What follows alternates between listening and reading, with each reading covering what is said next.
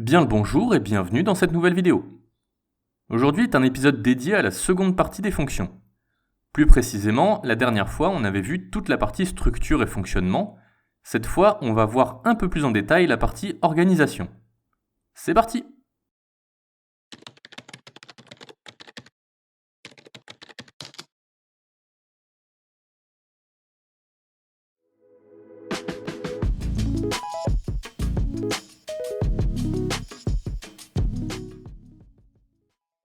Depuis le début de cette aventure, on travaille nos programmes directement dans le fichier main.cpp. Pour que ce soit un peu mieux organisé et pour éviter de surcharger le programme avec des dizaines de fonctions comme on les a écrites jusqu'à présent, il est possible de les disperser dans différents fichiers.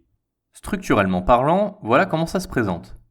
Il va y avoir les fichiers sources contenant les fonctions, leurs extensions sont comme pour le fichier main cpp, et il y aura des fichiers d'entête dont l'extension est .h. Ces fichiers contiendront ce qui est appelé le prototype de la fonction. Voyons tout ça directement avec un exemple concret pour que ce soit plus clair. On va se mettre sur CodeBlocks et on va ouvrir un nouveau fichier. On va sélectionner C++ source pour créer un fichier source. On va sélectionner C++. On va rentrer le nom du fichier. Il faut que ce soit un nom cohérent pour qu'on s'y retrouve. On coche les deux cases. On indique le chemin du fichier. On valide. Et on peut voir que le fichier est bien créé. Pour le fichier en tête, on va faire exactement la même chose. On va créer un nouveau fichier. Cette fois, on va sélectionner header. Pareil, on écrit le nom du fichier. On va garder le même nom pour que ce soit cohérent. On indique le chemin. On coche les deux cases et on valide. Et on voit que le fichier a été mis dans le dossier headers. Pour illustrer cet exemple, on va utiliser la fonction enchantement qu'on avait vue à la fin de la dernière vidéo. Tout d'abord, on va commencer par écrire dans le fichier source. Il se trouve que le programme ne saura pas qu'un lien existe entre ces fichiers si on ne lui précise pas de manière explicite. C'est pourquoi il faut commencer par écrire une ligne qui va dire qu'on utilise le contenu du fichier d'entête --include enchant h. Oui, pour l'exemple, mes fichiers, je les ai rappelés enchant parce qu'ils sont censés regrouper des fonctions d'enchantement. Une fois qu'on a écrit cette ligne, on peut commencer à écrire nos fonctions d'enchantement. Bon, là il n'y en aura qu'une, c'est celle pour enchanter notre épée pour faire des attaques de feu. Vu que c'est exactement la même, je ne vais pas m'attarder et je vais faire juste un copier-coller. Une fois qu'on a écrit notre fonction, c'est tout pour le fichier source, on peut maintenant s'occuper du fichier d'entête. Quand on l'ouvre, on s'aperçoit qu'il n'est pas vide. Il ne faut surtout pas toucher ces lignes, elles sont créées automatiquement pour que le compilateur n'inclue pas plusieurs fois le fichier. Comme je l'ai dit tout à l'heure, c'est dans ce fichier qu'on va mettre le prototype de la fonction qui va venir se placer avant la dernière ligne. Un prototype de fonction, c'est pas compliqué, ça se résume en disant que ça correspond à la déclaration de la fonction ainsi que de ses arguments. Donc si je reprends ma fonction, le prototype, c'est ça. On récupère donc ça et on l'ajoute dans le fichier d'entête, et surtout, on n'oublie pas un point-virgule. Petite spécificité, si par hasard notre fonction a une variable de type string comme argument, il faudra alors ajouter la ligne includeString avant le prototype et utiliser le nom complet du type string. Ça donnera donc le type de la fonction, et entre parenthèses, on va écrire std string et le nom de la variable. Enfin, le dernier point, ça va être de renseigner l'existence du fichier d'entête dans le fichier main en écrivant la ligne include nom de fichier .h. Ici, pour notre exemple, ça sera include enchant.h. Voilà, la préparation est terminée. On peut maintenant écrire le reste du programme dans le fichier main et faire les appels de la fonction tout à fait normalement. On lance et ça fonctionne pas. Alors, pour une fois, je vais laisser l'erreur parce que celle-ci est intéressante. On peut voir en bas que l'erreur rapportée indique que le string n'est pas déclaré dans ce cadre. Du coup, je me suis dit que j'allais appliquer ce que je viens de dire, à savoir de rajouter la ligne includeString et de mettre std string devant la variable. En faisant ça, ça me règle le problème de la variable. Le problème, c'est que après, j'ai exactement le même souci avec cout. Après quelques recherches sur internet, en fait, j'ai trouvé qu'il y a deux façons de faire. La première façon, c'est de laisser ce qu'on vient de faire pour le string, de rajouter la ligne include IOStream, comme dans le fichier main, et de modifier les appels de cout en mettant std cout et pareil pour les NL. En faisant comme ça, ça marche. L'autre façon de faire, c'est de rajouter les lignes qu'il y a dans le fichier main, à savoir include IOStream et using namespace standard. En faisant comme ça, on peut coder comme on en a l'habitude, c'est-à-dire retirer le include string, écrire uniquement string sans les std et utiliser les cout. Et en faisant comme ça marche également. Ça a l'air d'être un débat assez ouvert. Perso, je m'y connais pas assez, donc je vais pas prendre part à ce débat.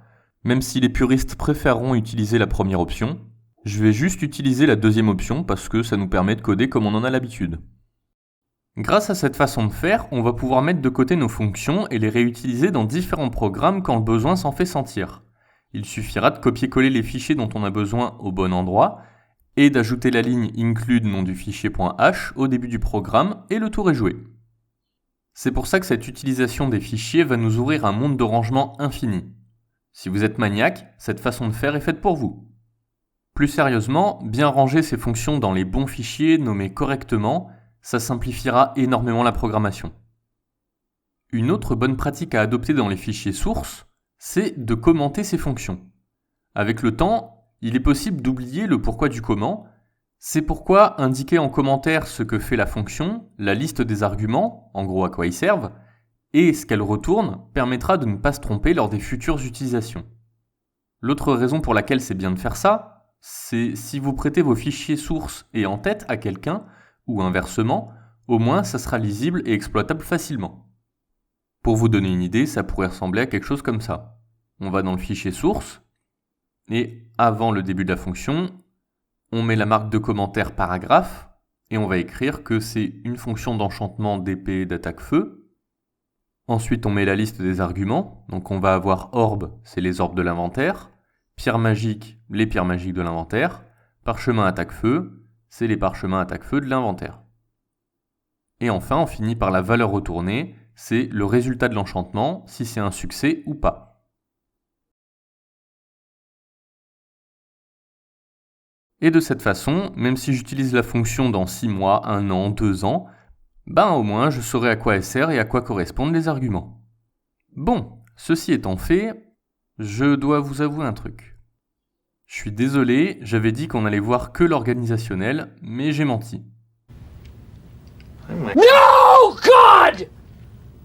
On va encore parler du fonctionnement des fonctions. No, God, please, no! No! No!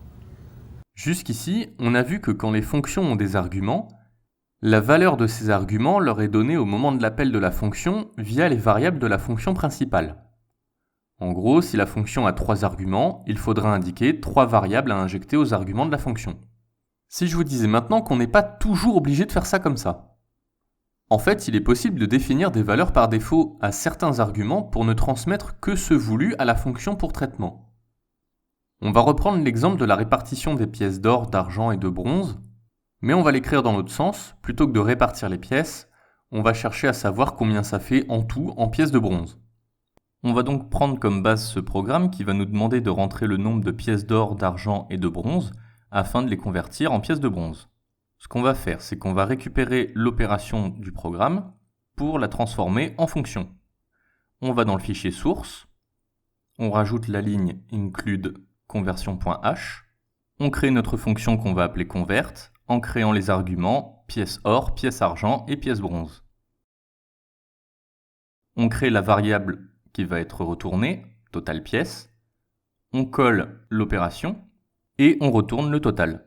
On en a fini pour le fichier source, on va maintenant passer au fichier d'entête. On récupère le prototype de la fonction qu'on va venir placer dans le fichier d'entête avec un point virgule. Et enfin, on retourne dans la fonction principale où on va rajouter la ligne include conversion.h. On va modifier le cout de fin pour afficher le résultat de la conversion. On va rentrer les variables pièce or, pièce argent et pièce bronze. On enlève total pièce parce qu'il n'y en a plus dans cette fonction-là. Et on lance. On rentre les 3 variables et ça fonctionne sans problème.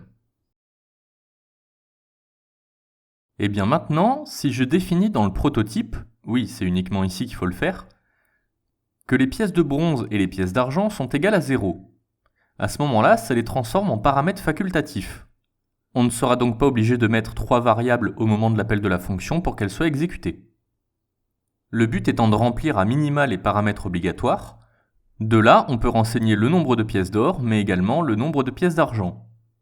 Le compilateur lisant les arguments dans l'ordre, il comprendra vraiment ce qu'on veut.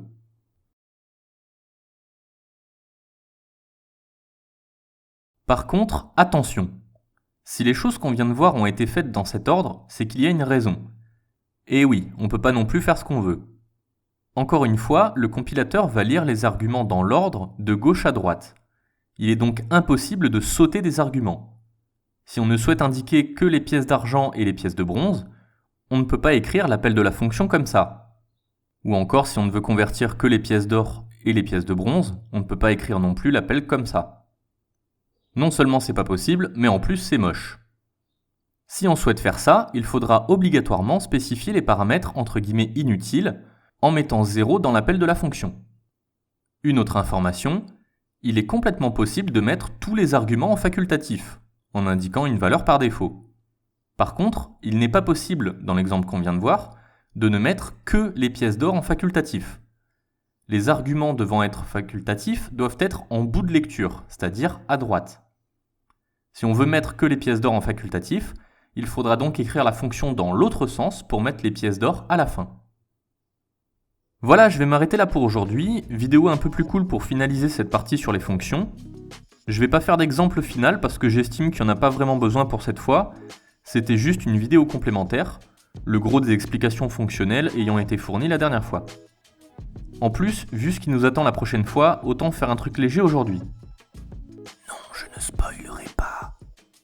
Merci d'avoir suivi cette vidéo, j'espère qu'elle vous aura plu. Essayez de pratiquer un maximum sur ces histoires de fonctions et de répartition dans des fichiers bien rangés, c'est super important. Et surtout, encore une fois, c'est en pratiquant qu'on apprend le mieux. À bientôt pour une nouvelle vidéo.